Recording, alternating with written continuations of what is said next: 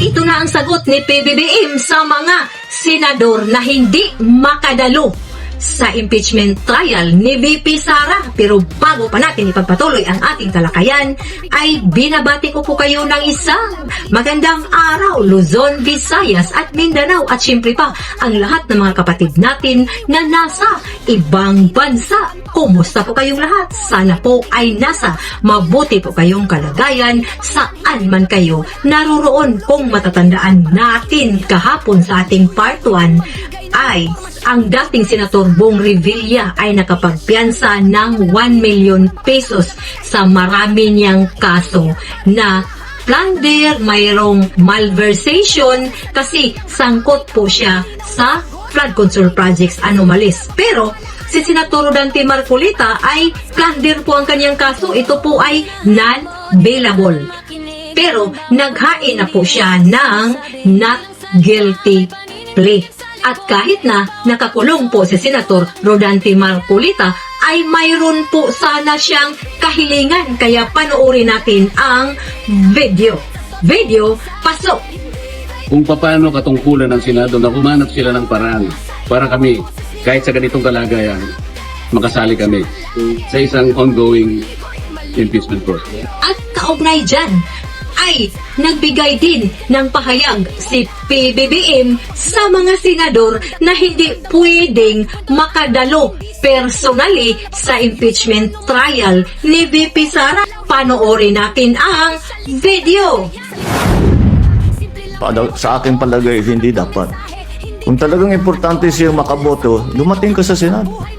O ayan na, lahat ng mga senador ay maaaring mai-address sa kanyang sinasabi.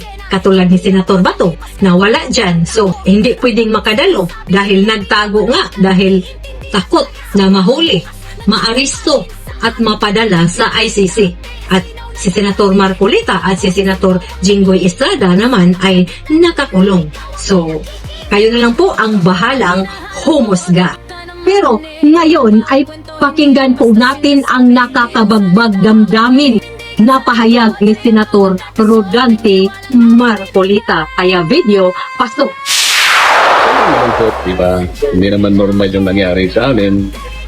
Ako bilang isang senator na maraming gagampanan na tungkulin. Ang dami kong gustong ibulgar. Alam niyo naman na ayaw kong iwanan yung flood control scandal. At meron pang impeachment trial na nagaganap. So hindi niyo maaalis sa akin na maiisip ko talaga na itong nangyari sa akin, lalo na was politically motivated. Nalulungkot ako sapagkat hindi lang ako nakakulong. Ang nakakulong dito, ang taong bayan. Ano nakakulong dito? Yung kanilang hinahanap na katotohanan na ngayon ay hindi naipagkita. Na ngayon nakatubli ang lahat ng mga taong may kagagawa nito.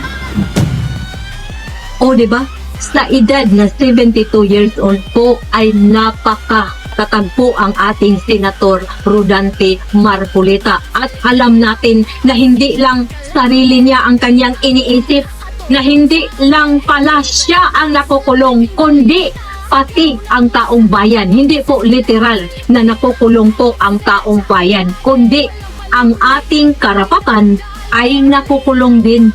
Bakit? Tayong ordinaryong Pilipino ay hindi po tayo makakahanap ng hustisya.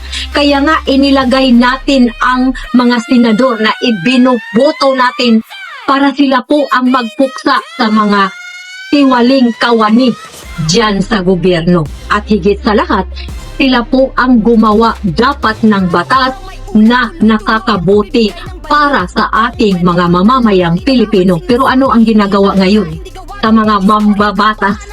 Polos pagtutugis, polos di umano pagnanakaw sa kaban ng bayan. Kaya ngayon, malaya po kayong magbigay ng inyong mga reaksyon, opinion mga idol. Ang pagkakakulong ba ni Senator Marcolita ay nakakapagbigay ba ng kabutihan para sa ating mamamayang Pilipino? Comment po kayo sa baba at huwag kalimutan i-share po ang ating video para malaman din ng iba ang kung ano ba ang nasa puso ni Senator Marcolita kahit na andyan po siya sa kulungan. Kaya huwag kalimutan din mag-subscribe kung nagustuhan ninyo ang ating talakayan. Hanggang sa susunod nating mga talakayan, huwag kalimutan! Mag-ingat po tayong lahat at ito na ang Philippine Updates!